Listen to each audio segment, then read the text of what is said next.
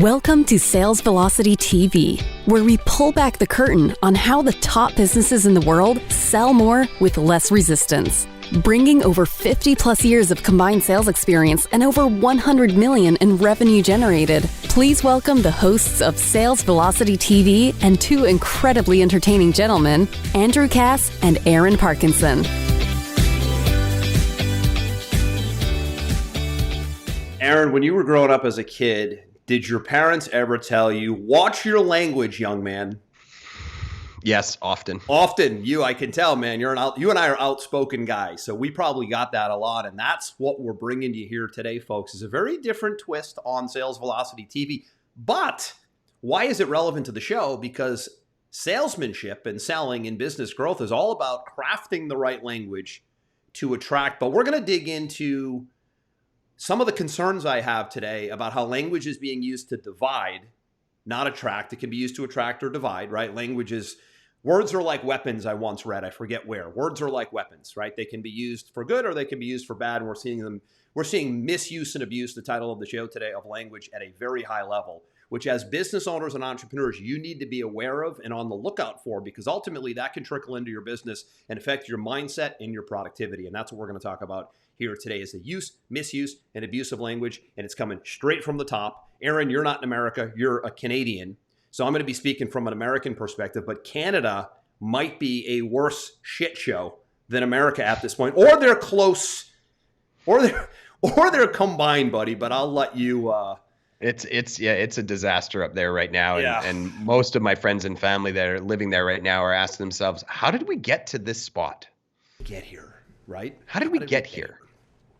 Well, we're how going do to we get out of here? Yeah, we're going to talk about that here today, and I'm going to start off with really a statement, and it's as a whole, as a society, we really need to speak clear, honestly, and accurately, right? This distortion of language is a huge problem today, and I'm gonna start off by giving a nice little stern little warning here to folks that may easily be offended. What's that thing they do in movies when it's rated R, Aaron? Parental discretion is advised. It comes across the screen. So Sure. I would respectfully tell you that parental discretion is advised. I'm probably going to go off on some tangents today. I'm rather frustrated as a business owner and an entrepreneur. I'm frustrated with the insane amounts of government overreach and the changing of language as a way to get to where they want to go. And I would probably add this. If you're easily offended, there's a high probability that you will not succeed in business anyway. So if you're offended, you should probably address that issue first before any other issues in your business, because it is a serious detriment to your success. Yeah. The biggest lesson that I want to come back to and come around on here, Aaron, is you have to stay like emotionally unattached. Yep. Right. Like you can't get too political. You can't get too far right. You can't get too far left. You can't get too high. You can't get too low. I've said this before. My football coach in college, he always nailed, this was his language. He always nailed this into our heads. Every single day at the end of practice, he would say, guys, no peaks, no valleys, no big highs, no big lows, stay in the middle, stay unemotional, right? That was his big thing. No peaks, no valleys, right? No peaks, no valleys. So, because guys would get emotional or guys would get really down, but he did a good job of keeping things in the middle. And I think to stay level-headed and intelligent and aware of what's going on as a business owner, sales professional, and entrepreneur watching this, you need to stay in the middle as well. You need to be as non-judgmental as you can, as open-minded as possible, and have the ability to really dig deep and think critically and make decisions for yourself based on what's coming at you, because there's a lot coming at you. And the first one that really bothers me from a political standpoint more than anything, Aaron, that I want to start with today, is this massive multi-billion-dollar bill that just got passed in the United States that, by the way, affects everybody because it's taxpayer dollars. Mm-hmm. And they actually had the audacity. You might not know this because you're not an American. So I read all of it. The Inflation Reduction Act, for a bill that I'm all for environmental improvements. I'm all for infrastructure improvements. I'm all for lowering the cost of pharmaceutical drugs for the elderly. Like, those things were in the bill. But when you start slipping in things like we're going to add $1 billion plus to the IRS for more oversight, when you're going to add almost 100,000 new IRS agents, AKA to spy on business owners in most cases, right? Then tell me how all of that reduces inflation. It absolutely does not any day of the week, and not even twice on Sunday. There is no inflation reduction in any of that. But calling it that, what does it do? It speaks to the biggest concern people have right now today, which is inflation. So as a copywriting student, we were always told you want to enter the conversation already taking place in the prospect's mind. That is so from that perspective, well done. Well, but use and abuse, right? So well done is you read my mind. So they actually did the oldest, most reliable copywriting technique of all, which is try to enter the conversation already taking place in the prospect's mind. Everybody's thinking about inflation, more cost. So they did that, but they lied. It's not going to reduce inflation. In fact, spending more money only increases inflation. That is economics 101. So that distortion and misuse of language, that for people who understand economics, that's division. Because it pisses me off as a business owner when I look into the bill and I read what's going on. And as somebody who's a business owner, when I see IRS overreach in more regulation, in more government trying to get involved in your life, you as a business owner watching this or a sales professional should be concerned about that, because that will eventually trickle into your day-to-day. And that is really damaging, man. I always say languages can be used to attract or divide, and that's division language. And I'm going to start with that because it's I'm still kind of pissed off about it. Well, I just laughed when I saw it because I just cut things to the chase as quickly as I can. I went, hold on a second. Inflation's here because you printed too much money. Your solution to solving inflation is that you're going to spend even more money on a bill, right? I'm like, my head's bobbling listening. The irony of that is hilarious and makes no sense from an economic standpoint at all. Stop printing money. That's how you solve the problem. But the insult of the intelligence of the American people is what I come back to. Like, did you really think someone, like, because there are people that buy this. They're buying, oh, great, we're going to reduce inflation. No, you're not. It's mathematically impossible. Get reduce inflation by spending more. I mean, let's be real. If you're going to cut some costs in certain areas, that's great, but that's not reducing inflation. That's cutting costs in certain areas. Say it for what it is. So it's really unbelievable. To piggyback off that, staying with how this affects business owners, is recession, right? A recession historically has always been 2 quarters of negative growth, which has been achieved here in the U.S. That's not something we're proud of, but at some point this happens with there's normal corrections in markets and in probably going to be a light one, but the government is changing the meaning of it and walking it back right now, and they've even changed. I have a research team, and I like to look into stuff deeper. I like to pay teams to research things that don't have any political game. That, like, they're not Republicans or Democrats. They're not in a conflict of interest environment where, like, they're being funded by Big Pharma or something like that. They're just straight up researchers, and they actually changed the meaning of recession on Wikipedia. I mean, Aaron, you can't make this stuff up. They did, by the way, during the COVID crisis, the WHO changed the meaning of vaccination, which I'm going to get to in a minute. Yeah, that was convenient. But I mean, they changed the definition of herd immunity, I should say. But staying focused here, just call it for what it is. Don't mislead and misdirect the American people to make them not want to be upset that there's a recession. Listen, there is a recession. We're going to tackle it. Here's our plan. This has historically happened many times in U.S. history. This is normally how we get out of it. Here's what we're going to do. We got your back. Like, don't lie and change meanings and change words. That's what communists do. Communism changes history and changes language, which people go, oh my God, don't say that. It's America. No. In Venezuela and in North Korea and in China, these are well-known communist nations, Aaron, as you know. They are notorious for changing the meaning of things, distorting and changing language, and even erasing history. We're seeing all of these elements happening right now. You can only pretend it isn't happening for so long, but before you recognize and go, well, how do I deal with it? Right? Is really what we're after here today. How do I deal with it? Yeah, I thought it was very entertaining to watch them deny that there was a recession when the definition of recession is very black and white. And then the reason that it was denied is because there was this huge job growth spurt. But at the same time, and they said, well, there can't be a recession if there's a job growth. No. The definition is the definition.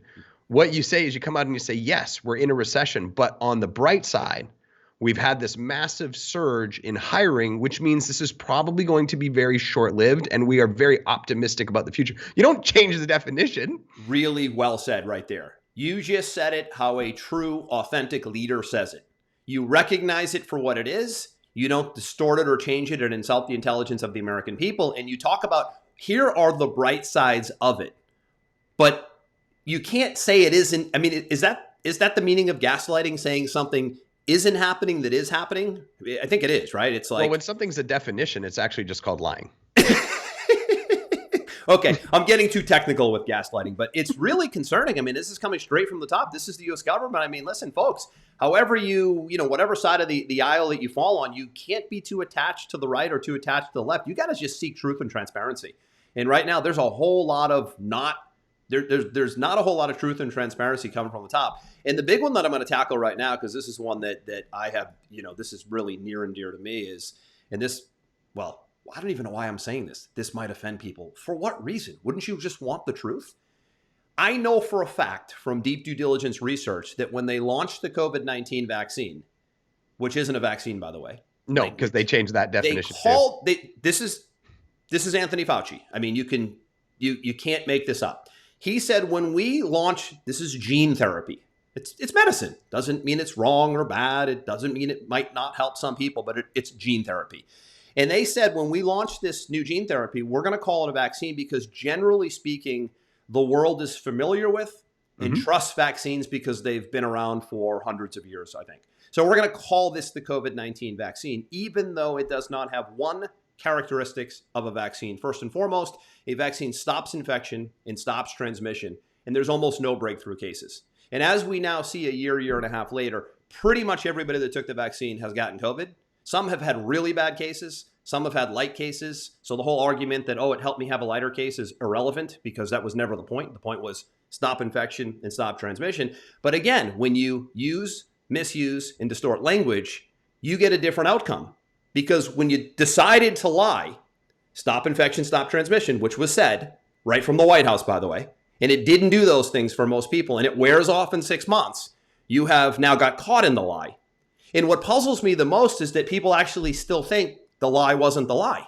But yet, those are the facts. You have to earn the title of vaccine. You don't get to declare you're a vaccine. Your medicine earns vaccine status by stopping infection and by stopping transmission and by having the durability that you don't need more and more and more and more over time. You earn it. You don't declare it.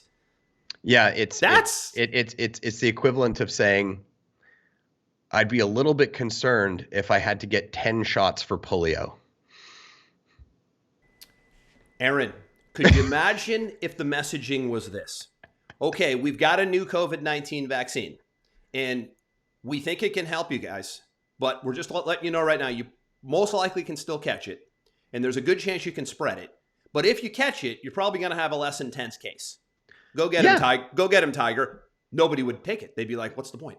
Well, that's the problem is then nobody would take it. Nobody gets paid. And it doesn't look like there's been an aggressive enough stance in response by the government. Instead of just telling the truth and giving people their own decision. And giving them options, by the way. And giving them options.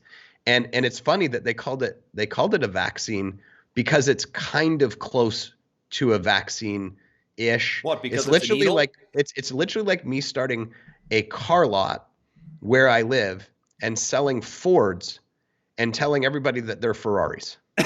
It's not kind of like that. It is like that, buddy. That's the thing. It has 4 wheels. It has windows. It has an engine. It's a Ferrari. What do you mean? It works. It's a Ferrari. Who cares if I said it was a Ferrari? You're here now. Buy it. What are you talking about, man? Bait and switch, right? It says Ford on it, though. Vintage it's a Ferrari. Vintage bait and switch. I mean, so that was from the beginning. So again, it doesn't matter what political side you're on. That happened under Trump. Okay? And I'll happened under both of them. Because people love to pivot this into Republican right wing when that's just your cognitive dissonance. It's happened under both sides. You're uncomfortable, right? But let's talk about the two things under Trump. Number one, that's under Trump that the vaccine even was allowed to be called a vaccine. And secondly, they called it warp speed. There is no such thing, Aaron, in the history of medicine as the words vaccine and speed being in the same sentence, because vaccines notoriously have to go through rigorous clinical trials. that take years, not hours. So the fact that under Trump, you're calling this thing warp speed in a vaccine, those are blatant lies from the Trump administration. 100%. So if you want to make it political, you fail again because that's under Trump. Now, if we look at under Biden, all of the pressuring and the bullying and the threats and the blackmailing of losing jobs, that's under this administration. So don't forget the bribing. You got distortion of language under one administration. So don't make it political. That's on you, not us here. And then under this one, you got the bullying of pushing it down people's throats without the data to support doing that. Can we talk about the bribing bribing people to show up and get vaccines? That was my favorite part. But this is medicine that's never been tested on humans. I mean, we're talking about emergency use authorization only medication. I mean, I try to laugh, man, but it really does bother me. It really does bother me. But this languaging and this posturing and positioning, and again, it's funding, man. This is what people don't know. This is a business model. People get all uptight. I'm like, do you understand? All you need to do is follow the money. You don't need to listen to me or Aaron. You don't need to listen to Republican or Democrat. All you need to do is go, okay, of the people saying this, are they paid and are there conflicts of interest? And it's black and white. So when somebody, a doctor, for example, like a Dr. Malone comes to mind, who's a very well-recognized part of the design and scientific team that created the mRNA technology. When somebody like that speaks out and has concern and they get censored and they're not making a nickel to talk, I'd rather listen to the person not being paid to talk than the public health agency saying, this is generally safe. There's no other way to do this. You need to do this right now. And then I watch $60 billion in revenue come down the tube. Like, where is your allegiance? To truth or to conflicts? It's crazy to me. It's crazy to me. Now, last thing I'll say on this topic, Aaron, is I'm not even language. I'm not even using the term pandemic anymore, personally. I'm not giving them the satisfaction because in my view, based on hours and hundreds of hours of research, there is no pandemic.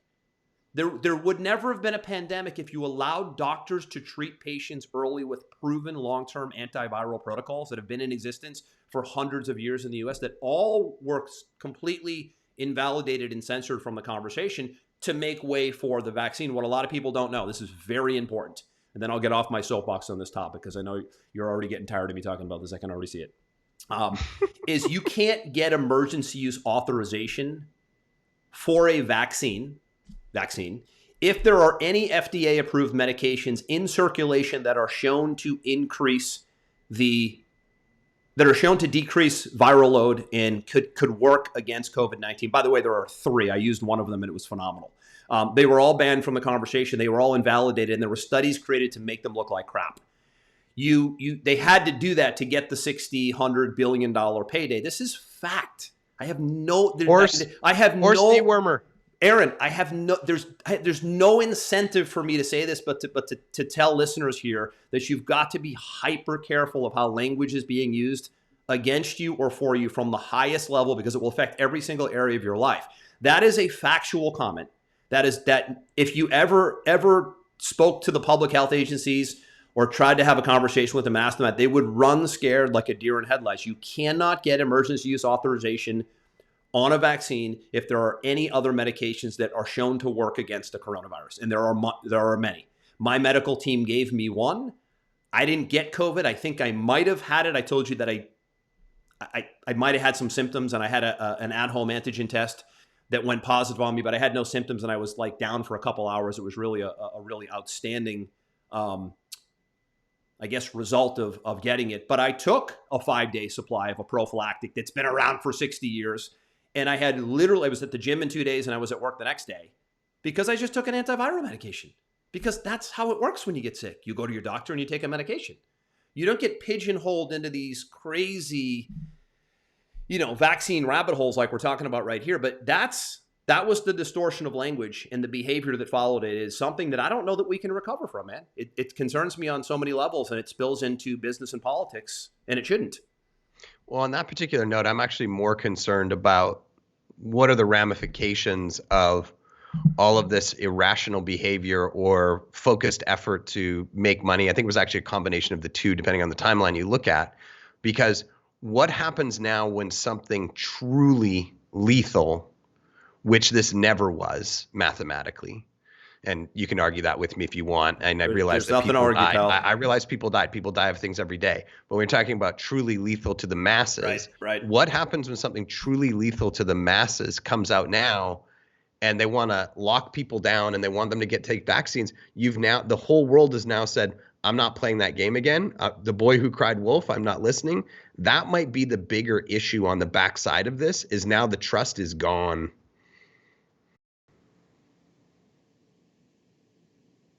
Oh, Andrew, I don't hear your audio. Can you see my screen?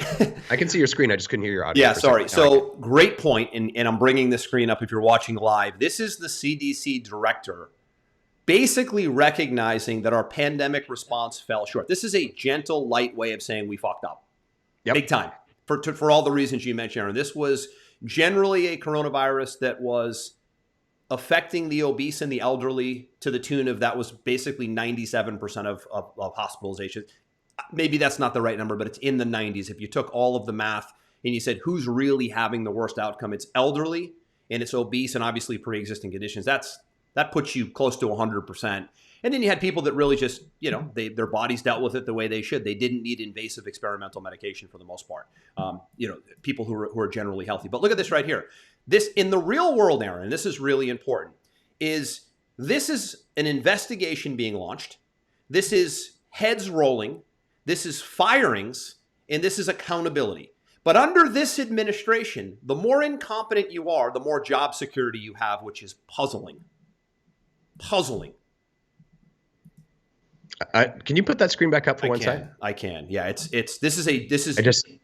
want to point out gentle media. This should be an uproar. I want to point out the very sexy banner ad on CNBC on the right-hand side of your screen for Pipeline Pro. Yeah, is that what you were looking at? Yep. That's a pipeline. By the way, Pipeline Pro, we're good advertisers, right? Pipeline Pro powers the Sales Velocity TV show. And hey, look at that language, triple your sales conversions with Pipeline Pro. That's pretty cool. We're going to come back to that, by the way. But look at this right here, Aaron. I want to talk a little bit about virtue signaling. It's 2.5 years later.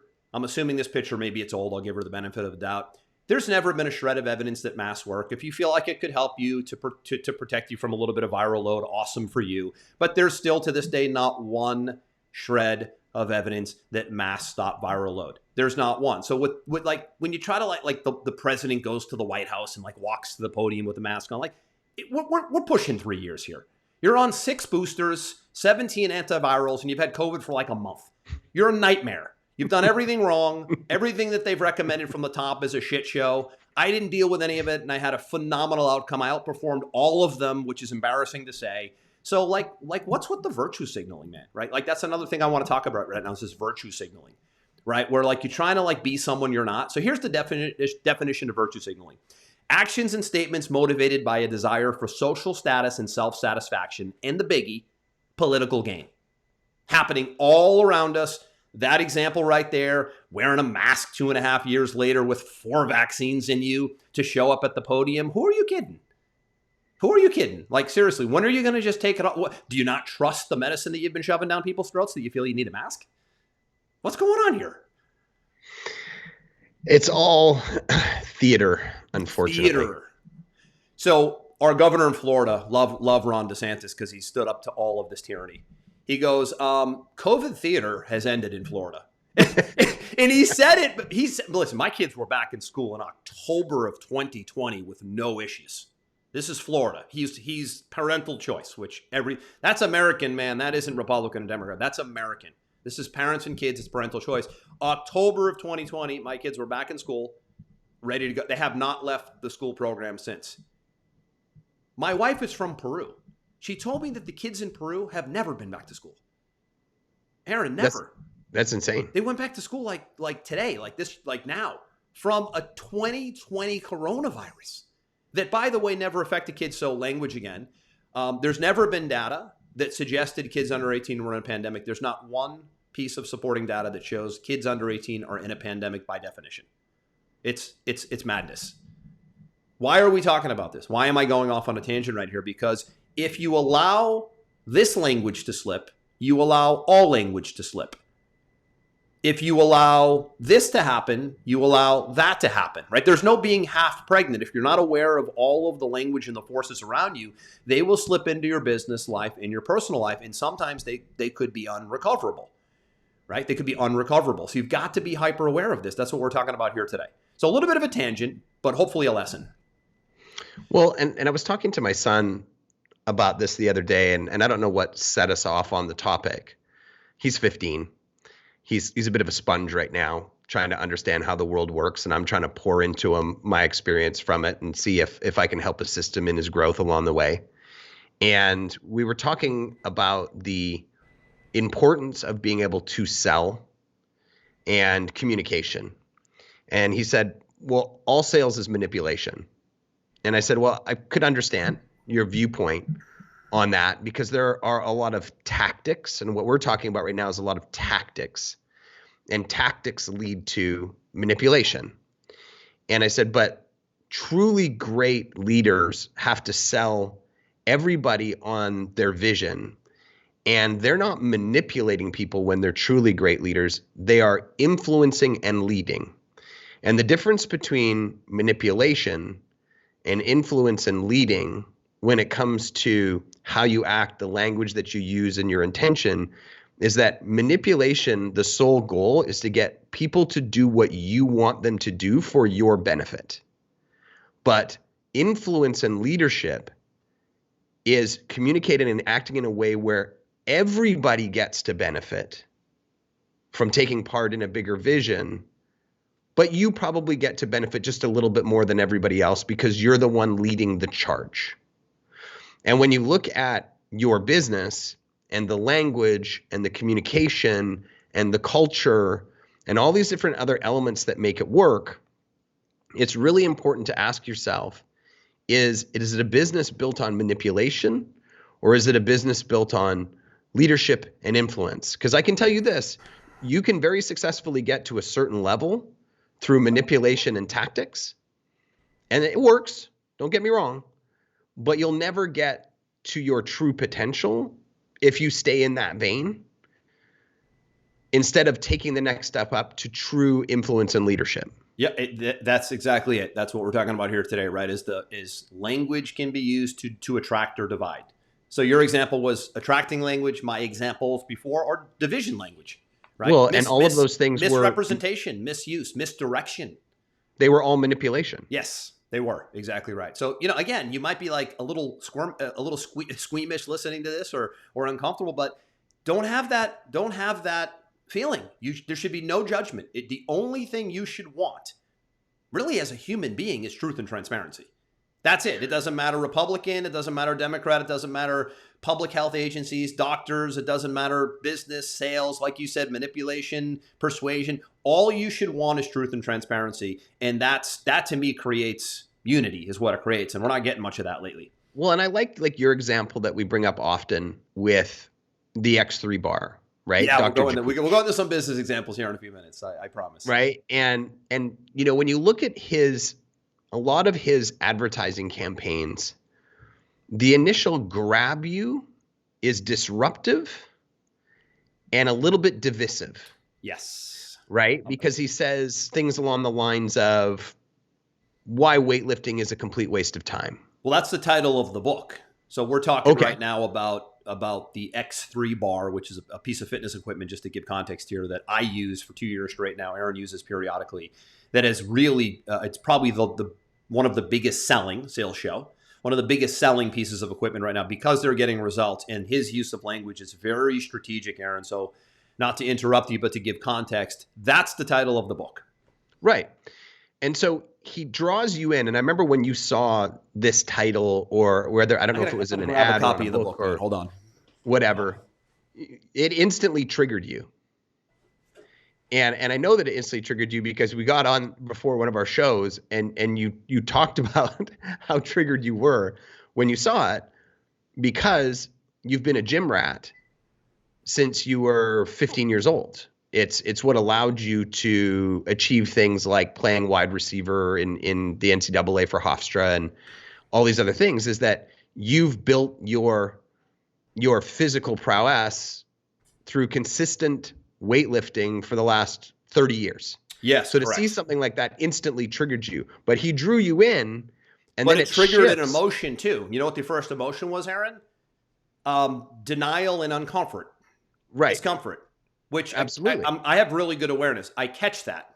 I don't let that fester. I go, why do I feel this way? What's the reason? Right. Should I explore more? Right. And that's where you have to understand that when you talk about words being weapons, words have a desired response, right? There's the book, Weightlifting is a Waste of Time. What a pattern interrupt. Wow. It's a major pattern interrupt. However, he could have kept going down that road of manipulation and making nonsense up and blah, blah, blah, blah. But he said, no, let me explain to you why.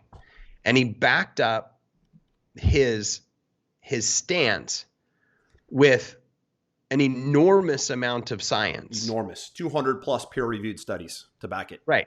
To say, look, I'm not trying to say you're dumb.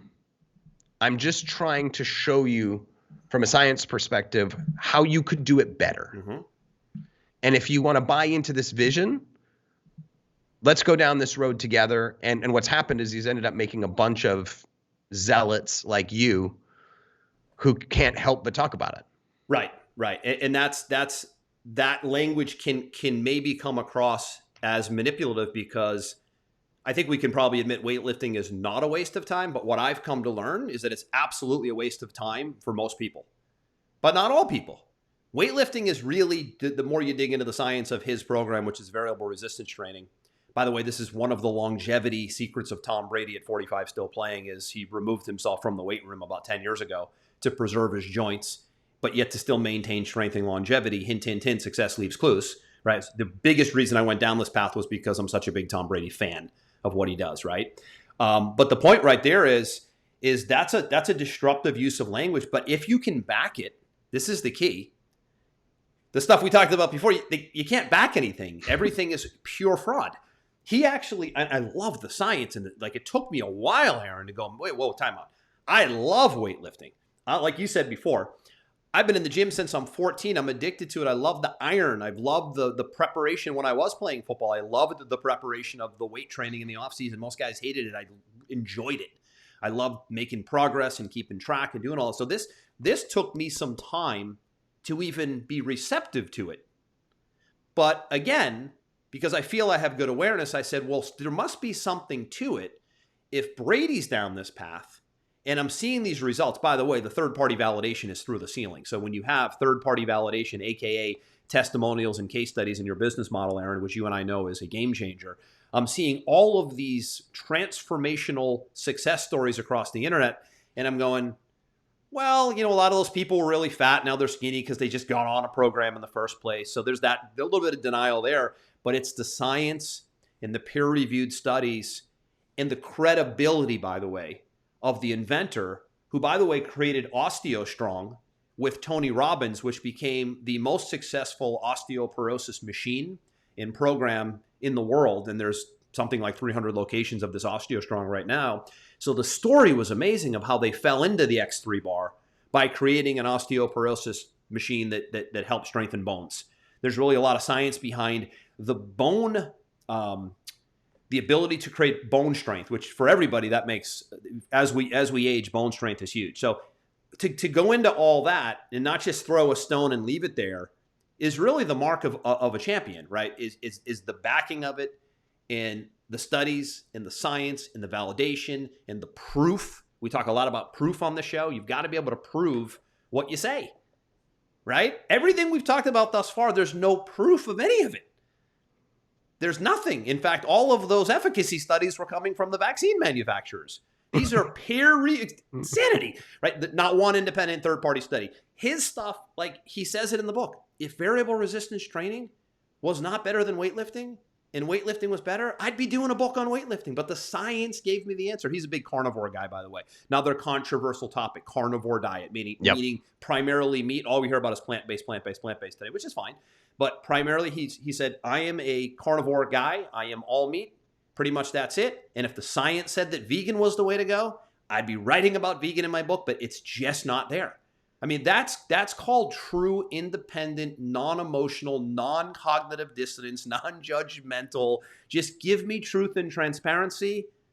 Give me the proof, and there you go. Like if you can somehow, like, I guess, is it maturity, Aaron? If you can somehow like grow yourself to the level of just staying in the middle and seeking truth and transparency and not getting pulled in any direction, I just feel like you're less stressed and way more sharp.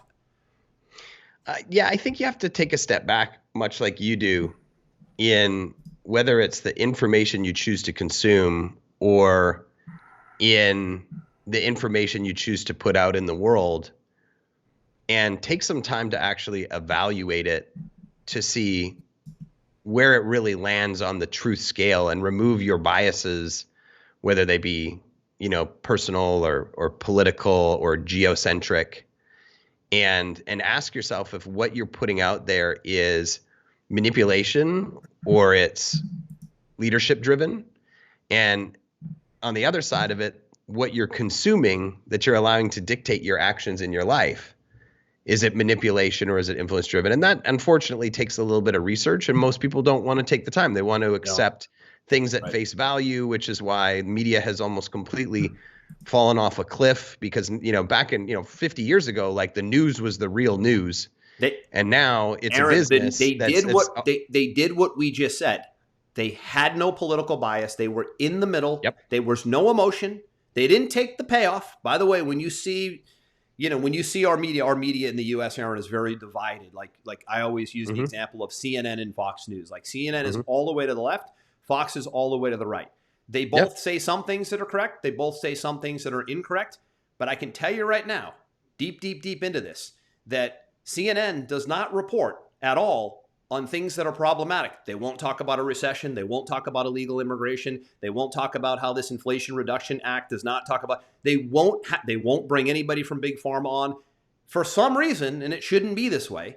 And there is no stance for any station. Fox News is begging to have the tough conversations. They're begging to talk to guys like Fauci. They're begging to ask people like the CDC Director Walensky, why do you think you got it? Come on to the show. Let's debate. Let's talk about what we were told, and let's talk about they will not come to the table. They beg and plead on a weekly basis to just have a conversation, and they're either deplatformed, censored, or removed from social media. I can tell you, a decorated doctor, by the way, I'm very connected to the functional medicine community. A decorated doctor yesterday was removed from Facebook for wanting the results of the vaccine after a year and a half of distribution. I want to know the results. Since there were no clinical trials, I want to know, since you guys were the clinical trial, what are the results with a couple billion people vaccinated, removed from Facebook? Aaron, I cannot make this stuff up. Removed from Twitter, removed for wanting the data. The FDA tried to say, we'll get it to you in 75 years. They got pulled into court for saying that, by the way. Language. I remember. Right? Insane. I don't mean to keep veering off into that topic, but that has uprooted society so badly, right? The whole COVID thing that I keep going back there. But I digress, right? We get back into X3. There's a really horrible example I want to share here that just don't do that. No, I'm going to in a minute. But let's go back. Not in a horrible, like in a bad way, but just like you got to be aware of this stuff, right? They're really digging deep. Another example I want to give is with a product that we created recently within our company. And it's a product that assists business owners with their online listings, aka their reputation, right? How do you show up online? And I converted that product name into, it was like an online listings manager to a reputation manager, because we want our reputation, right, to be as good as it possibly can be online. And if that service can help you enhance your image, your credibility, and your reputation, then it's more meaningful that it's a reputation management software than it is just some, I don't know, technical online listing software. The word listing doesn't it's kind of boring to me, anybody. Right? So I use language in a way that would be more compelling. Same result, same end product. It does what it does, just that. It's not like I'm using a title, but it doesn't do that, right? That's the key is, can your language be more attractive, and can it be more exciting? Can it be more interesting? Yeah, I actually had a guy actually text me right before this that's asking for a little bit of coaching from me. And he said, the name of my business is Brands That Last, but then when you reviewed it, you said, what does that mean? Brands that last. It doesn't tell me what kind of business it is. So he services like the home services industry, right? Like your plumbers, your roofers, your whatever. So he quickly went out and bought the URL Home Services Marketing Pro. Well, if he's marketing to those types of people, those blue collar industries, what do you think is going to make more sense to somebody who looks at what he has? Home Services Marketing Pro or Brands That Last, right? They're two very definitive differences when it comes to language and how it's going to land with the end user. Yeah, and that's a big one is how do I position my company and my brand, right? Is it a name that attracts or is it a name that confuses, which I think is more than anything today is what happens is you get into your own head, you start using names that are cool to you, but not necessarily that cool or that hip to the audience, and the audience zones out. So use of language when it comes to your brand, your messaging, your unique selling proposition, we've done whole shows on this, is critical, right? Getting the language to not only be about you, but to be about them and to be about what excites them. We talked earlier about entering the conversation in the prospect's mind, but doing it ethically, doing it in a transparent way. And that is really the key. So again, this is about being able to recognize, right? Language that could be used to attract or used to divide. I think if you don't recognize language, you can be abused by language, and I think it can spill into a lot of areas. There's one last thing I want to share, and I'm reading this in one of my newsletters that is just mind-numbing to me, and I really only see this happening in the United States. By the way, I'm anxious to get your take on it. But there's problems like this in a lot of our universities now. This is becoming, a little bit of where there's smoke, there's fire, right? So there's a college professor, I don't know his name. He wrote a book and put out a YouTube video and is advocating that we end the use of the word pedophile or child predator. He wants to end the use of those words, Aaron, because the terms stigmatize. I'm not done. You can't make this up. It's not. Hold on, Aaron. And he wants to replace them with a term called minor attracted person. So you're no longer a pedophile. You're no longer the bottom of the human race. You're now just, because I don't want to offend you, you're just a minor attracted person. And the fact that he still has a job at this university should concern all of us. I'm speechless. I wish I could say it was a made-up story, but this is the kind of stuff that is happening all over the United States right now. And it's now slipping in to our children, our kids, our next generation. And if it doesn't piss you off to no end, you better wake the F up sooner or later, because frankly, and I'm going to make a political statement right now, this is all coming from the left, not the right. And this is an election year. And you better know who's using language and letting it spill into how it affects our kids. And you better wake the F up, because this can't compound. It's just too damaging. Yeah, at some place you're speechless, and I don't blame you, man. I'm like, there's so many bad jokes I could make in my head right now. Like, if I'm a serial killer, I'm not a serial killer anymore. I'm just a blood attracted person. I'm a pain attracted person. I'm a devastation attracted. What are we talking about right now? At what levels does the stupidity stop? Exactly. And that's the thing. I mean, you've got to be hyper alert today, right? Again, I said in the beginning of the show, we're going to veer off a little bit, but again, this is sales language. Is what it is. Everything we're talking about these are all like selling tactics. Like politicians have to sell you on their bills. Business owners need to sell you on their product. The public health agencies need to sell you on what they think you should do, even though they shouldn't be involved, right? This is all, I think it's important to know that all of it is salesmanship. And the better you are at recognizing it, the better you can protect yourself, number one. But more so from a business standpoint, we'll leave off with the lesson, is when you understand how to use language the right way for the right purposes, ethically, truthfully, in a transparent way, you win long term. And that is the key to businesses. But you got to be able to recognize the bad with the good. You can't just pretend the bad isn't happening. You have to be pragmatic about this, right? You have to understand what is divisive language, what is attractive language, because I want to be able to protect myself from it. I want to learn, I want to know, I want truth, but I also want to be able to use it to my advantage, because salesmanship is all about communication and language. communication and language. Those are the big two. And I think more than anything else, when we're working with private clients, doing training, speaking on stage, and you said this with your son, it's all about how do we make you a better communicator, right? How do we put you in a situation where you're more persuasive and you're a better communicator and you attract, you don't deter.